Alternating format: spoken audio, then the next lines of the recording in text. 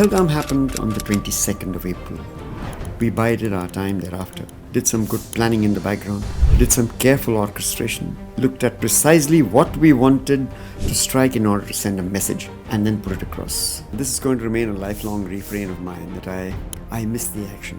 I was the Vice Chief when Pahalgam happened, and sadly, by age, I came to my timeline on the 30th of April, and I missed the action. And Pakistan even decided to circulate some fake propaganda, I remember, on Twitter and elsewhere, saying that you did not want to fight Pakistan, and therefore, just in the middle of Pahalgam and the action itself. That is modern hyperbole for you.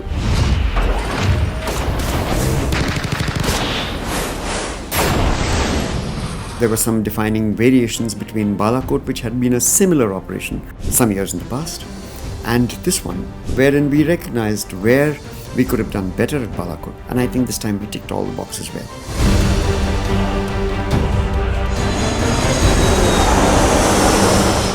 We demonstrated the ability to put it all together in quick time frame in a short span of actual conflict in order to force a kind of a request from the other side. I thought that was one major variation. In fact, you've seen the Americans in one side embroiled in, an ongoing operation for a fair amount of time. You've seen the Russians embroiled in a long war, in a long conflict in the Ukraine. Now, more than what? Almost 3 years. More than 3 years now. And 3, in fact, actually 4. Yeah, it will be 4 very soon for us. And it's quite a variation. I thought a 4-day or a 96-hour, and that timing varies depending upon who's commenting upon it. But I thought we really had a very capable adversary. I won't say brought to his knees, but definitely pushed into a corner in that amount of time, and I thought we did well.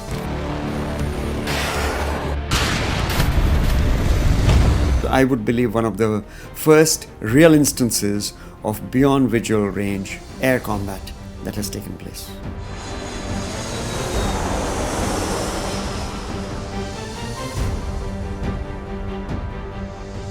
Between two adversaries who have this kind of modern weaponry, this kind of modern aircraft, and this kind of modern network systems. Nowhere else in the world has this kind of a combat taken place amongst this kind of capability in current days.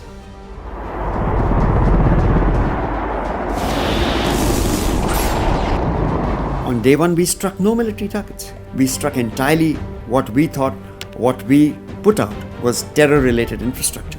And we did it very well. Of course, in Pakistan, the military and the state can very hardly be segregated.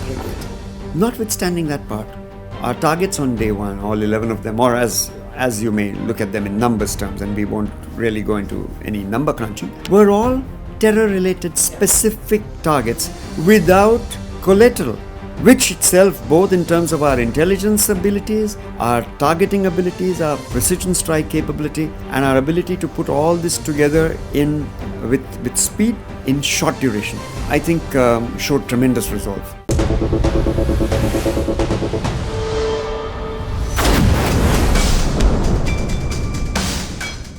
It's been a year after Operation Sindoor reshaped India's military doctrine. Today, we speak to Air Marshal S.P. Dharkar, former Vice Chief of Air Staff and also Eastern Air Force Commander, on how air power became the sharp edge of India's new strategic posture. With 4 decades in uniform and leadership across critical commands, he joins us to decode what Operation Sindoor changed forever. Sir, a year after Operation Sindoor, when you look back, what is the defining memory that you have? Well, firstly, thank you so very much for having me here on this podcast. It's really interesting, and the subject and the topic that you've chosen is most contemporary. It's almost a year to the day, just 2 days past a year, that Operation Sindoor, from the Pahalgam attack, or in a response to the Pahalgam attack, actually was a decisive moment in itself in how we look at warfare in general and warfare in our regional context entirely differently today. And yes, did it redefine the doctrine? No, in my opinion, the doctrine existed. This was that one opportunity, or this was that one demonstration where we showed that we could put it to use and do it effectively. I guess that is where what really changed. It was that moment that is a little variation from what had happened in the past. There was Balakot too, and there have been other operations along the way. But this one was a defining moment in that regard, showing resolve, showing national resolve across the different dimensions. All right, when you say different dimensions, you obviously mean the Army, Navy, Air Force. Also political resolve, also the nation's resolve as It's a the whole. dime that I'm talking about. Yes, the political resolve, the willingness to go at it, the ability to coordinate across the globe in order to ensure that there is no major fallback. And one major difference from other conflicts that we've seen around was to entirely hold all the keys as to when we would start it and when we would force it to a stop. What was, would you call it the coming of age of India's air superiority moment? To term it as an air superiority moment would be some amount of, I would believe, Hyperbole. hyperbole, yes. But definitely, it demonstrated what the Air Force has maintained all along. Though in its own way it was recognized right from World War II when Winston Churchill talked about so much being done by so few. But the fact remained that given various dynamics and our local and regional circumstances, that airpower hadn't really managed to provide such a stellar first-hand example of what it could do and could do decisively. I think this is one defining moment in that regard. I would agree with you. Right. We are seeing a conflict raging in West Asia right now. We are seeing strikes done by the biggest military in the world, the US, on Iran. Casualties include 70 plus school children, right? That's a moment that never happened during the 4-day Operation Sindoor.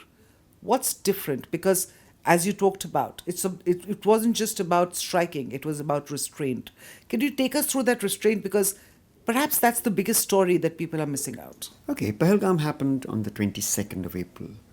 We bided our time thereafter, did some good planning in the background, did some careful orchestration, looked at precisely what we wanted to strike in order to send a message, and then put it across. There were some defining variations between Balakot, which had been a similar operation some years in the past, and this one, wherein we recognized where we could have done better at Balakot. And I think this time we ticked all the boxes well. We used that time in between the trigger itself and the actual 10 operations. days. Yes. I thought we used it very gainfully in order to ensure that what we orchestrated was in symphony. And I think we did that well.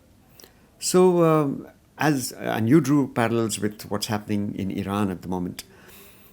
I think we not only demonstrated good planning capability, good orchestration, careful and well thought of targeting, and most importantly after that, we demonstrated the ability to put it all together in quick time frame, in a short span of actual conflict, in order to force a kind of a request from the other side. I thought that was one major variation. In fact, you've seen the Americans in one side embroiled in, an ongoing operation for a fair amount of time.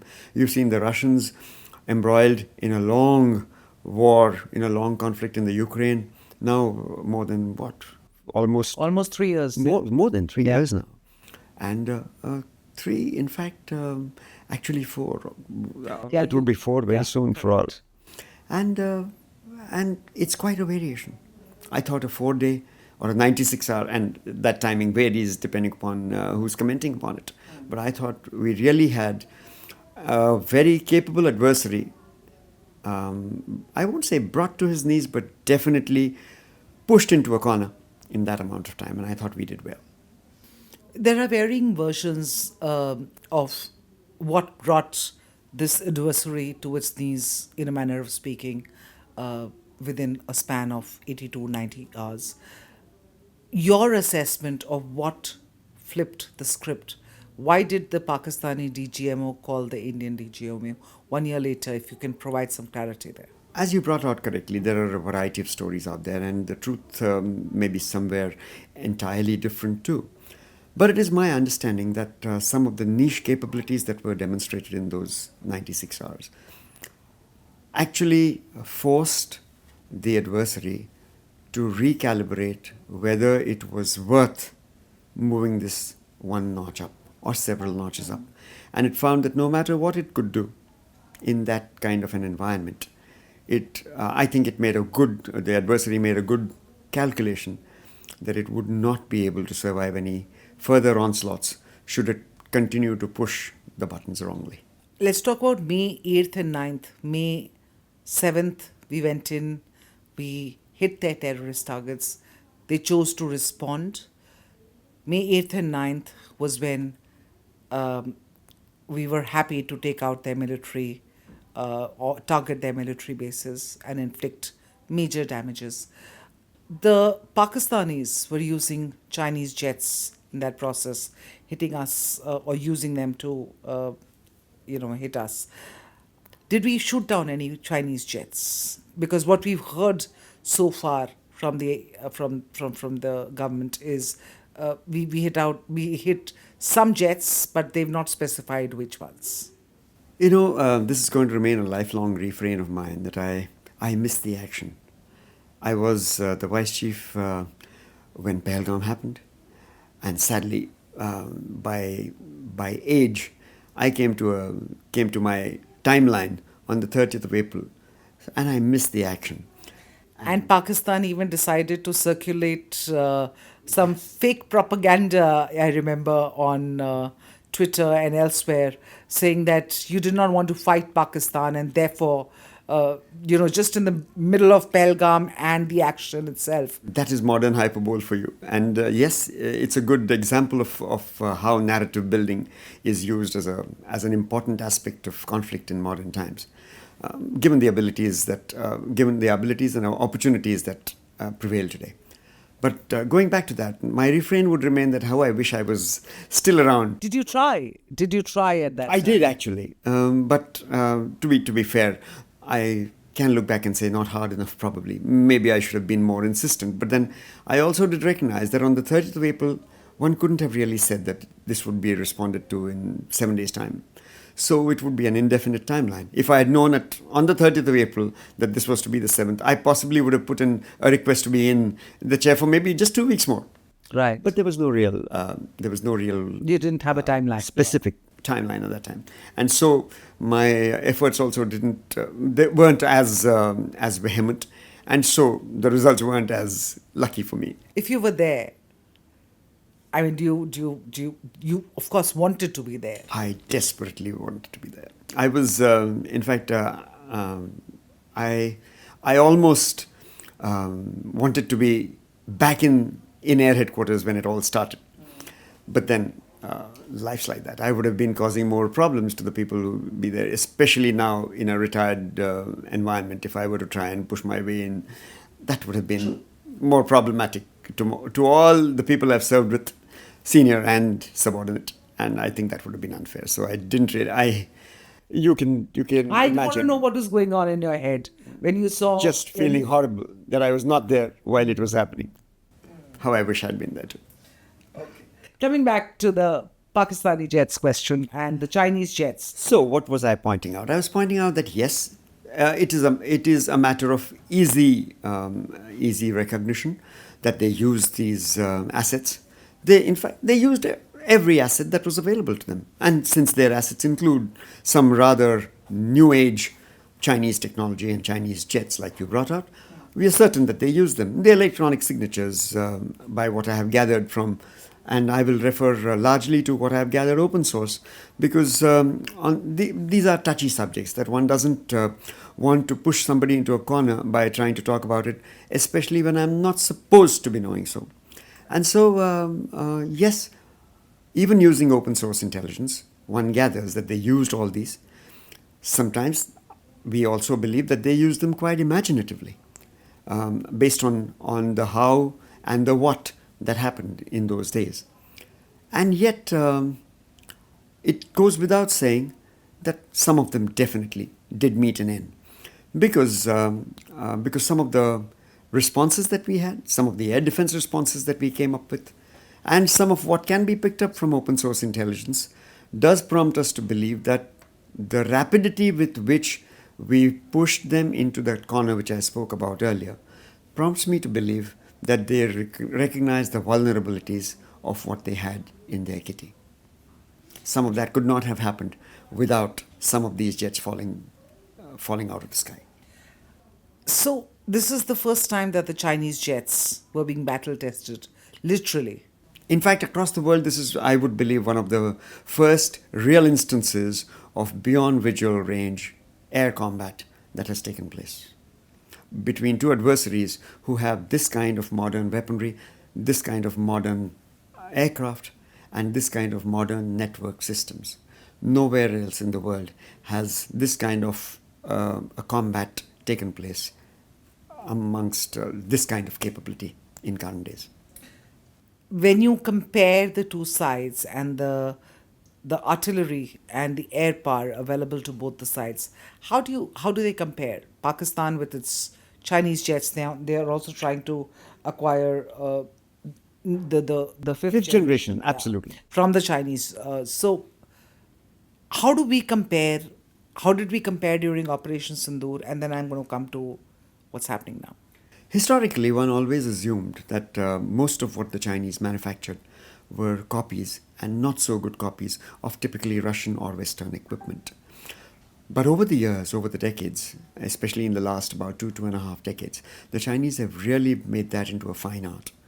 And in terms of quality, in terms of reliability, and in terms of absolute capability, it is our opinion, it is my considered opinion, and even open source intelligence opinion, that they've really done well. Their equipment, alongside it, the changes that they've brought to their operating paradigms are almost world-class today. They do that for a variety of reasons, Taiwan being simply one of them, but even otherwise, their aspiration to be a world-class superpower prompts them into doing it well. And I think they've managed it well. And now, I'm sure what they give across to other countries, Pakistan included, is not only in order to equip these foreign nations, but as also to be able to that much better learn about how it can be put to use. Given the fact that Pakistanis have had Western equipment, they exercise so much with Western nations, they train so much with Western nations, and by and large, they have a fairly capable Air Force. And so in adversarial terms, I would believe that their Air Force is something to reckon with. Now, in terms of equipment, given the fact that they enjoy modern, almost cutting-edge equipment. From China. From China, no, even from the West actually, whether you talk about the Sabiri or the way they've had the Siemens ground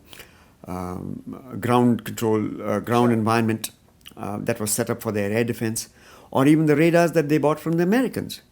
All in all, they've managed to put these things together and be able to conglomerate them quite very well. And so one believes that they've actually made good use of Western and Chinese technology to develop good capability. In fact, the F-16s were what they got, the first which actually started to result in a little tilted balance, the balance shifting to and from them to us from time to time, depending upon who had what weapons and capability at what time. Right. So, but eventually we prevailed. Oh, without a doubt. Without a doubt. What does that say about the weapons? So, which is why I'm asking this. I just want to understand, because you're saying they're a force to be reckoned with, but yet we prevailed with the weapons that we had and the air power that we have.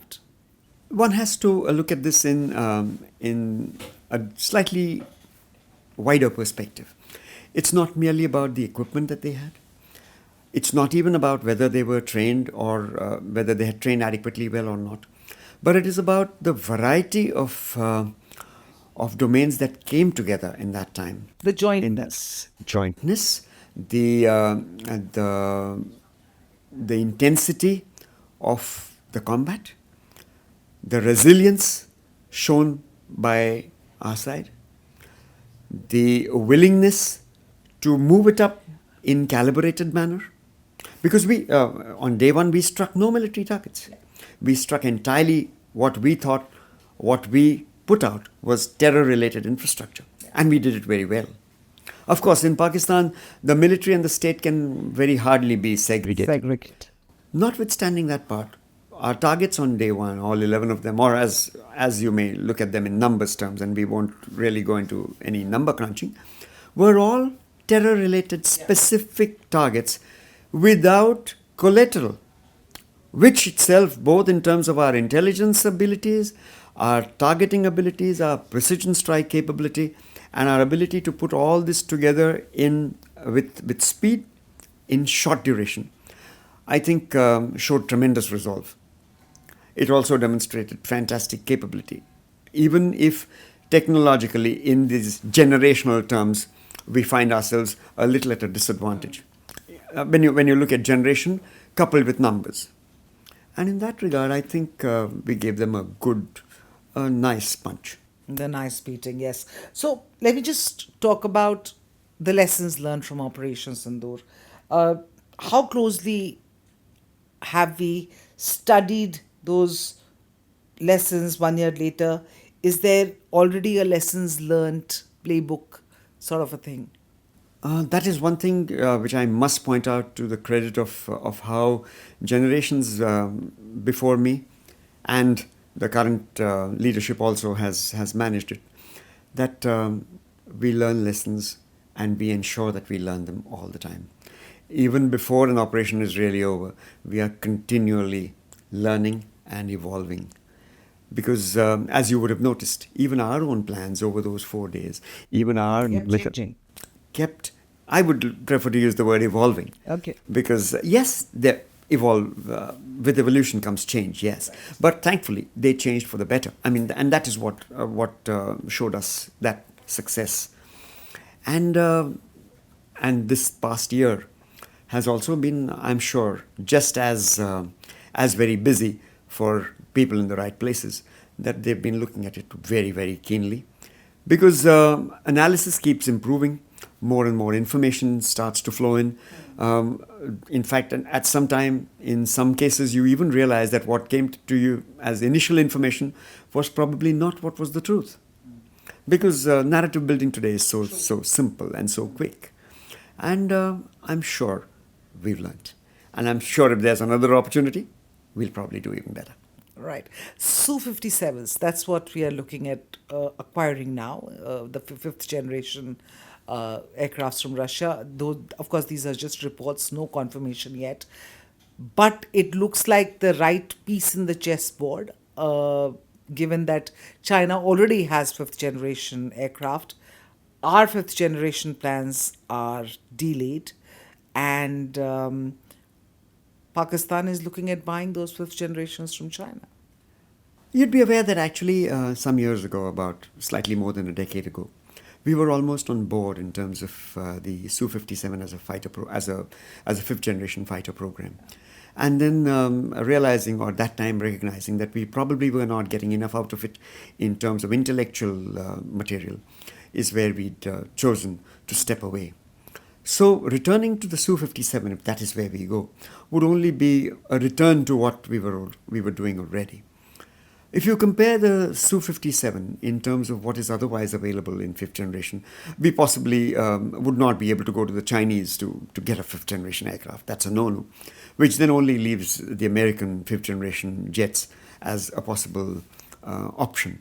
But then when you look at the costs, when you look at the complexities that go with it, when you look at what kind of a background infrastructure we'll have to put in place, and so the associated cost and complexity, we'd possibly be at a disadvantage rather than if we were to go the Su-57 way. Which is the Russians. The Russians, because already the Su-57 has significant commonality with platforms that we already operate and have operated for the last almost 3 decades. Right. The Su-30, which is a takeaway from the Su-27-35 family, in which itself we've managed to do pretty well, both in understanding terms and thereafter taking it forward in terms of being able to integrate our own weapons into it and the like. So given that background, given the commonality that the Su-57 shares with some of these predecessors of its own ilk, I think it would make imminent sense in order to take it forward, which would be a manageable step than to go into an entirely new platform with its associated challenges. So, what the fifth generation?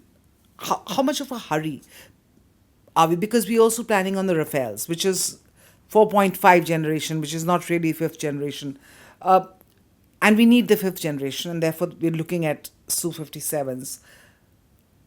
How much of a hurry should we be in getting these, or should we wait for our own fifth generation, which for now seems some distance away?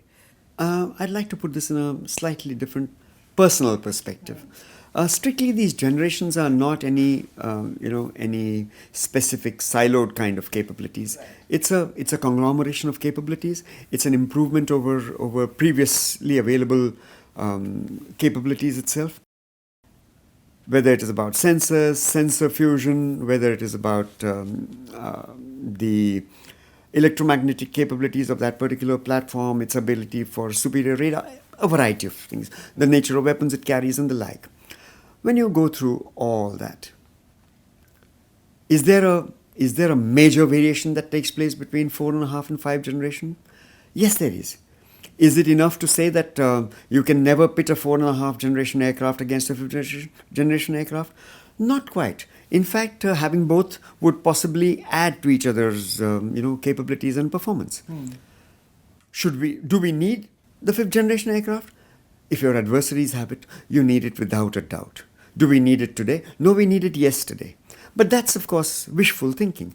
However, we need it as quickly as possible, because with every passing day, should somebody be able to field it faster than you, earlier than you, he gets to train on it, acquaint himself with it, and then possibly use it gainfully enough that much faster than you do. And you really don't know when you could be drawn into conflict, when you may possibly find yourself at the wrong end of the stick. Which means then that you need this capability, you need it as quickly as possible. But importantly, and this is something that has got recognized, and not only recognized, it's something that we are actively working on, is that we need it indigenously. However, since these are niche technologies, since it is technologies that we don't otherwise enjoy of our own, I think it would make eminent sense to acquire it, learn from that, adapt what we have over there, and use that time as also the opportunity to build your own alongside. Yeah, because at the end of the day, if you can't build it, you eventually don't gain, because at the time of a war, where are you going to sit and You're order slave to war? somebody else's You're rhythm. slave to somebody else, absolutely. But we're talking about fighter jets a lot, and Operation Sindoor also we spoke about fighter jets.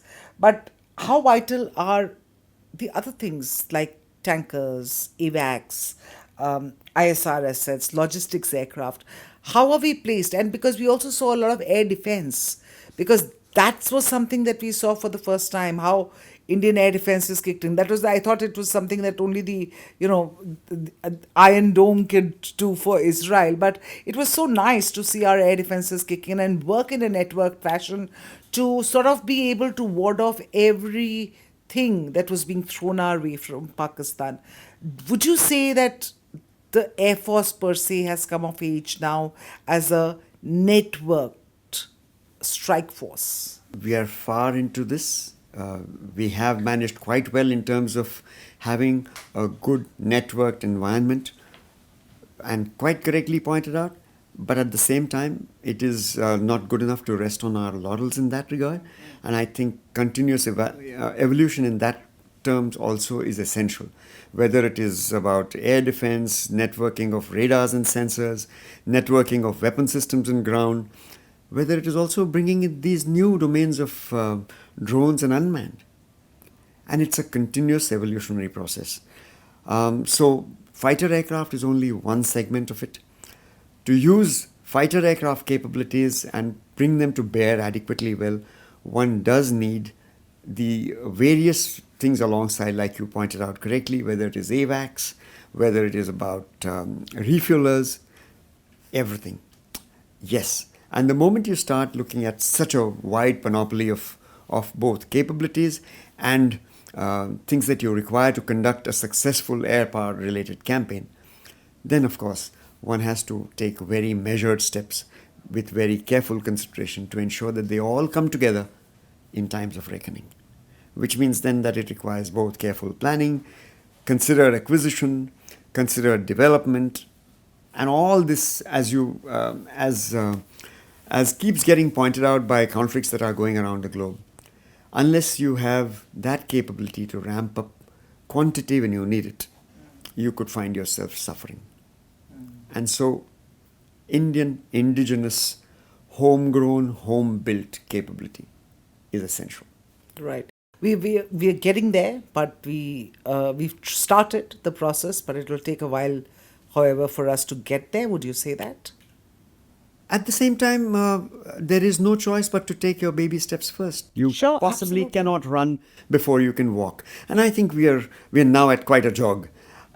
Yes, we would love that we be able to run it, and I am sure we'll get there.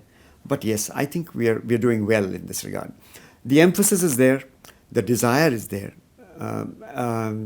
resource. We are, no matter what you say, we have a large population with its variety of requirements, and there are so many other sectors that require, attention from on part of the government. So you can never hijack one for the other. And yet at the same time, I think there is reasonable impetus in this regard. The understanding is there, and that itself, I think, is that first rung captured, which means then that I think we are on the right track. Tell me something, sir. If we are to look at, for instance, the message that Operation Sindoor sent to the military establishment in Rawalpindi, because now we are faced with twin threats. There's China on one hand, as Galwan showed, and the 4-year standoff at the LAC showed. There is Pakistan on the other hand, which is an irritant which will continue to poke you. Literally, the bigger threat, of course, or the bigger adversary is China. That is recognized now. But given these aspects, what is the message that Operation Sindoor perhaps sent to Islamabad, Rawalpindi, and even Beijing? What message have we sent our neighbors? I would consider it demonstrated resolve. It demonstrated our willingness to take matters to conflict and yet calibrate it in a manner so as to get the end state that we desired. Which means it also reflected our ability to work out that end state that one sought and not initiate conflict without knowing when we would like it to be terminated. I think that was an important lesson that goes out all over the world today. What is the lesson that we learned from Operation Sindoor about Pakistan's air vulnerabilities? What we learned, I would believe, is that despite the equipment that they have, despite the nature of training that they have been undertaking, that there still are enough opportunities out there for us to make good use of our own capabilities, given whatever equipment we have and are likely to have, in order to still achieve the aims that we set out to do. Okay. And in the first 48 hours of any conflict, how important is it? The first 48 hours are perhaps the most decisive. In the case of Trump and Iran, of course not, because what they thought would they finish in 3 days, maximum 4 days, it's now 50 days plus. But in the case of Operation Sindoor, the first 48 hours were really decisive for us. Going forward in future conflicts, how important is that? The initial part of any conflict, in my opinion, would remain very critical on two counts. One, of course, as to whether you orchestrate adequately well so as to move into the direction of whatever is your end state desired. The second, and importantly so, is to have a reflection as to whether whatever you anticipated would be an enemy reaction, or you assessed as enemy capability, or you looked at in terms of how the enemy would vote on the subject and whether your assessment of that was adequately correct. Those 48 hours remain critical because it would guide the way as to how much of recalibration you would require in the coming time. And in that regard, I think it was definitive that it showed us that we had done pretty well. Right. And so now that we're talking about the two-front reality that is there for us, China has invested heavily in drones, in missiles, and in electronic warfare and infrastructure.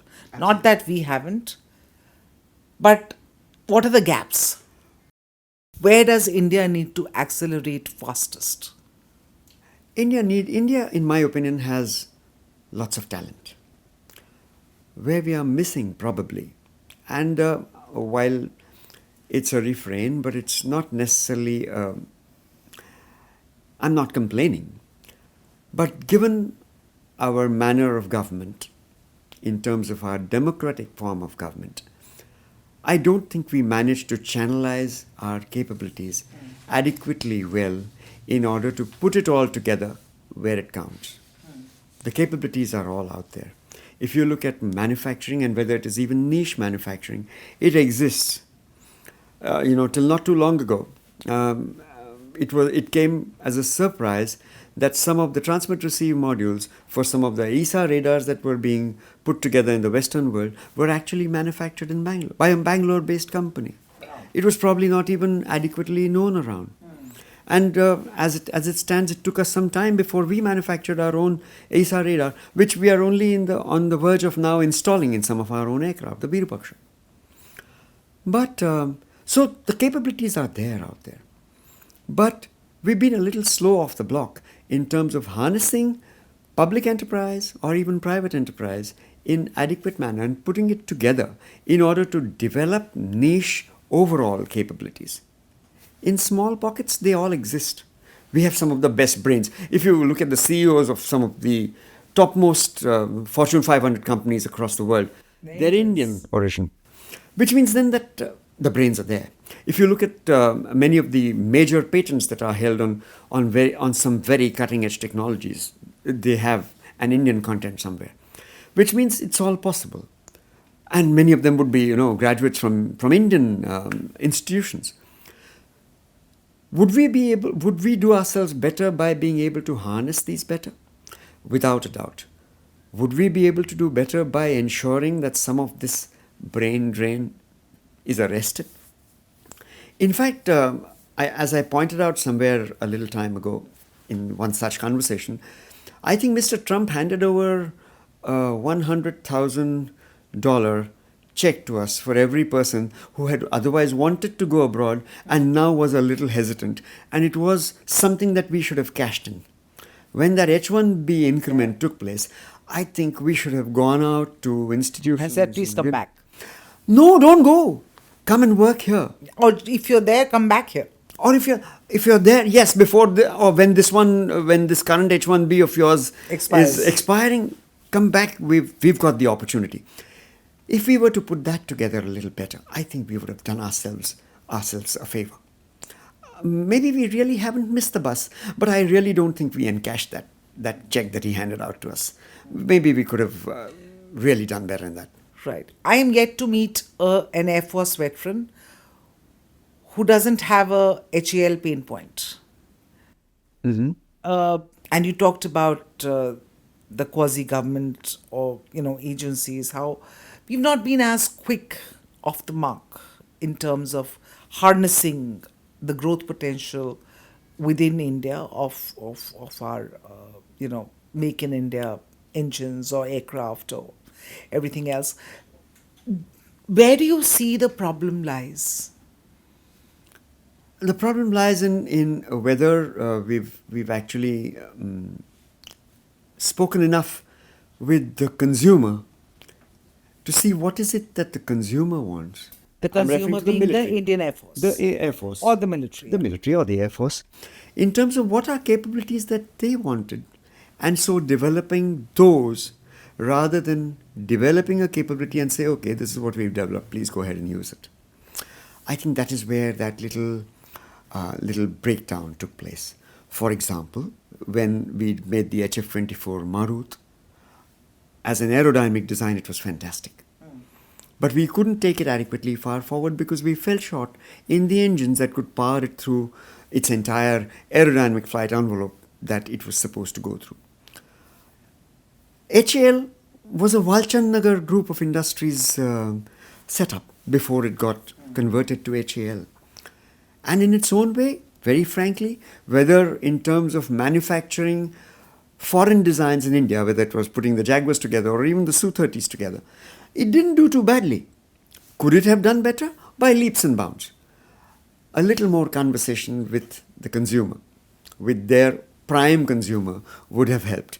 Because somehow in defense technologies, especially when you're looking at a country like India, which has to manage, break down that pie into so many different locations. And even within the defense forces, we've got to also look at the Army and the Navy and the Air Force simultaneously. And so everything gets a little restricted in that regard, especially in the previous decades. What we are seeing as budgets in today's day and age are much, much better than in some previous decades.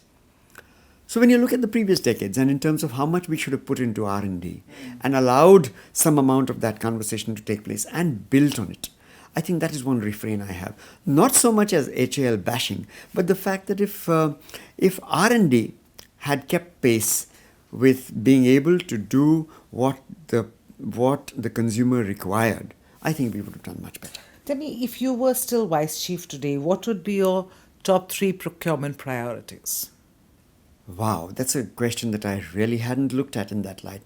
But just off the hook, today's the age of precision weaponry, the age of long-range weaponry,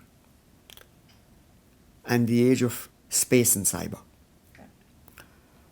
And in procurement terms, I would like to focus on these 3 as prime, which means long-range precision strikeability, not necessarily air-launched, both air and surface-launched, which means both air-launched weapons, air-launched missiles, and surface-launched missiles. Then in terms of the space and cyber, in terms of ensuring that what we develop gives us adequate, appropriate intelligence, gives us adequate, timely, appropriate cyber capabilities in order to effect what we need. And in terms of the unmanned and artificial intelligence, to be able to harness modern day technology in order to improve the quality provided by low cost quantity.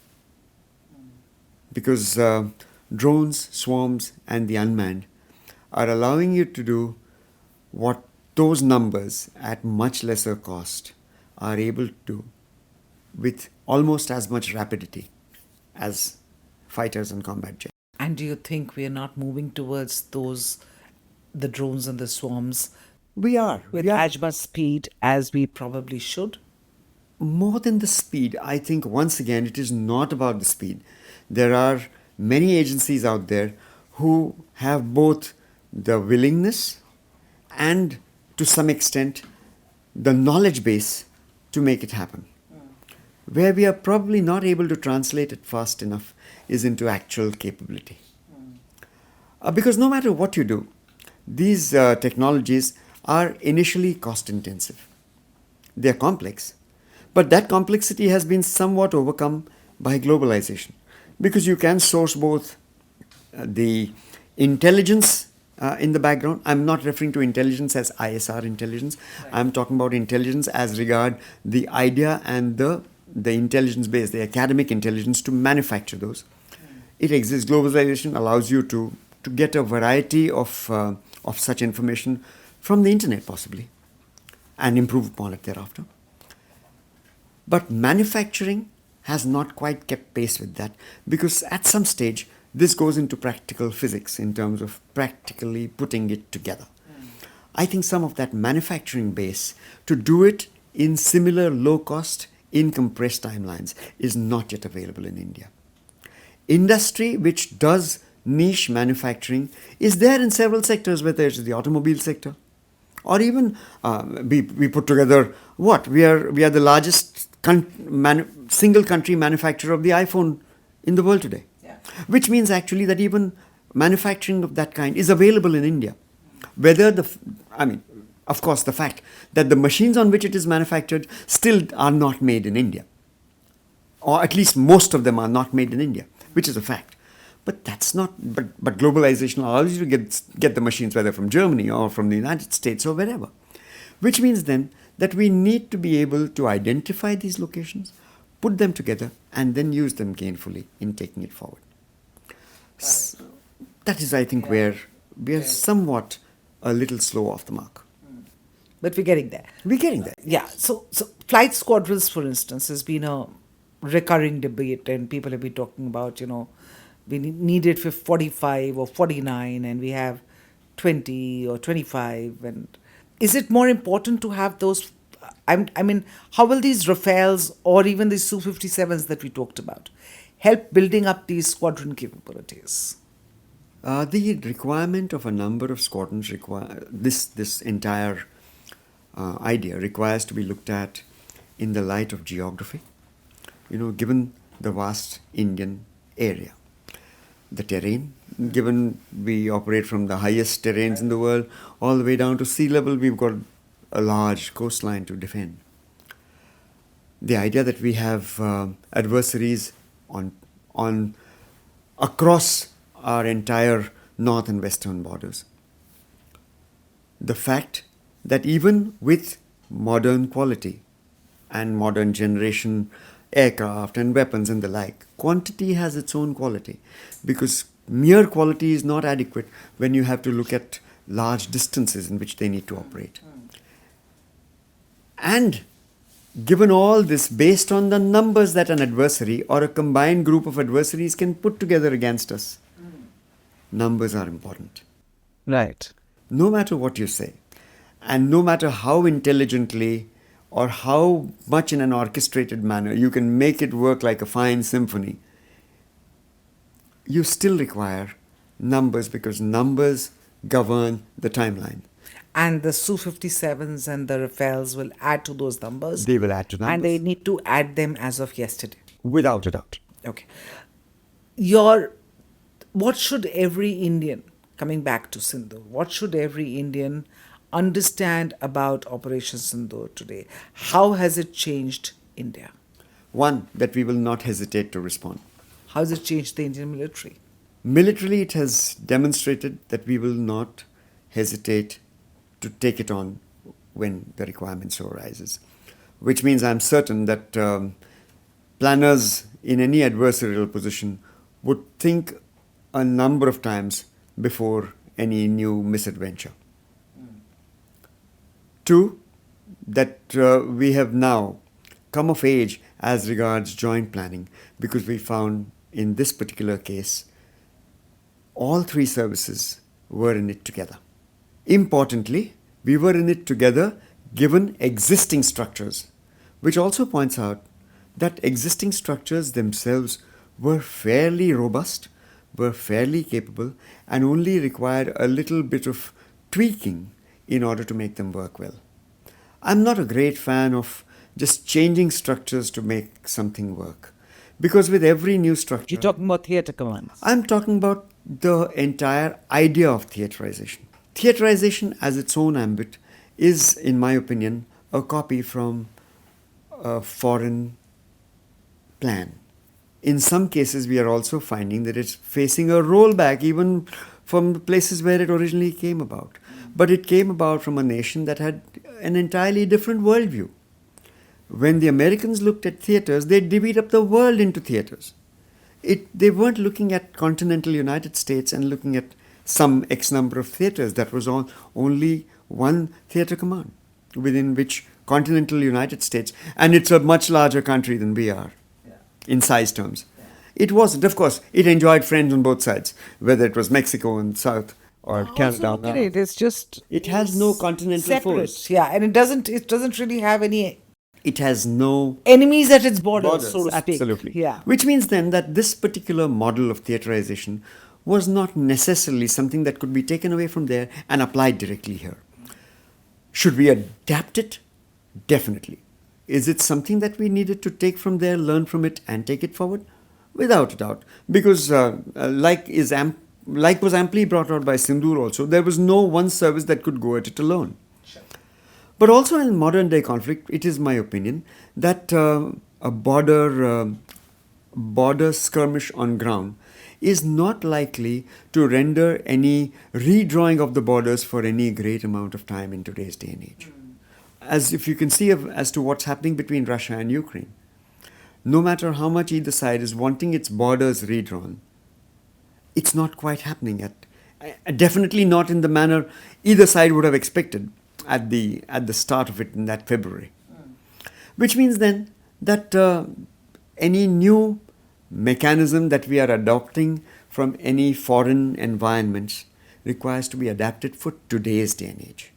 And as Operation Sindoor showed, we already have adopted it. We have adopted all the correct things from it. They worked well. Do we really need to tinker with it further?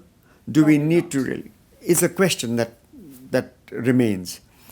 Given that the world is a very tumultuous place at the moment, and one really cannot forecast as to which of these flashpoints suddenly becomes a conflagration, I think it would serve us well in order to build upon existing structures at this time rather than go into any major structural changes, at least for some amount of time, till matters even out a little.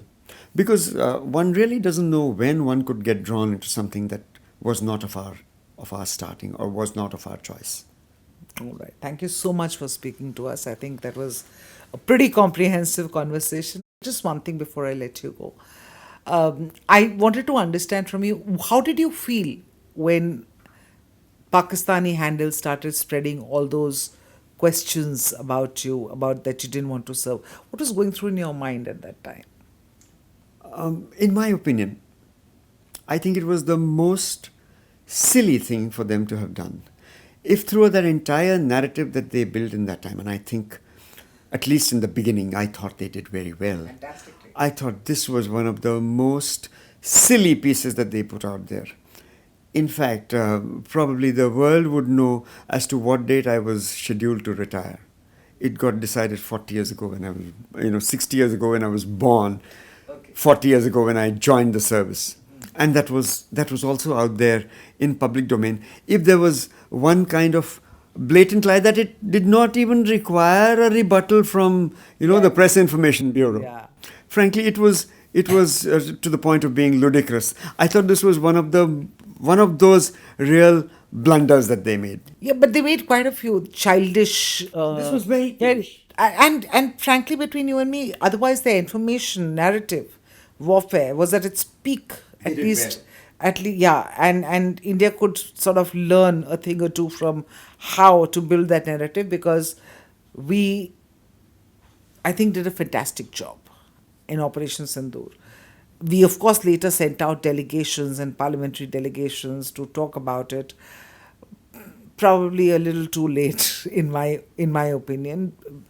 The manner in which Pakistan was spreading its own narrative, false, fake, untrue, and it was all flying. It was all flying because it was being picked up by the Western media like gospel truth. I think it was more by design in that manner, unfortunately. In this regard, I think it is as a culture, it is a very common thread in our behavior that we tend to be more subtle about such things. We let our actions speak more than our words. And this is not only now, it has been so, in my opinion, historically so. But given the modern world and given modern means of communication, given the modern reach of the media, with everybody being a reporter today, that's what the mobile revolution has done to the world And today. social media. And the media in general. I think it's something that we ought to have to have recognized a little earlier than that. And that is one takeaway which I am certain that the powers that be have recognized pretty well. Because in the later stages of even Op Sindoor itself, I thought we came up to that fight very, very well. Right. In the subsequent times, I thought we dominated it. It was in the beginning that I think we fell a little behind. Short of. And in that regard, I was in fact almost thankful to the Pakistanis to have said that I was moved out of the chair because of my unwillingness to fight the Pakistanis. Because, in my opinion, they made a fool of themselves in that one. Me and my course mate who handed over Northern Command at that time, because both of us retired on the same day, I think they made a bloomer of themselves on that one count. So thank you for that. And thank you to them for that. Thank you to them for that. All right. Thank you so much for your time. Thank you so very much. This has been most entertaining.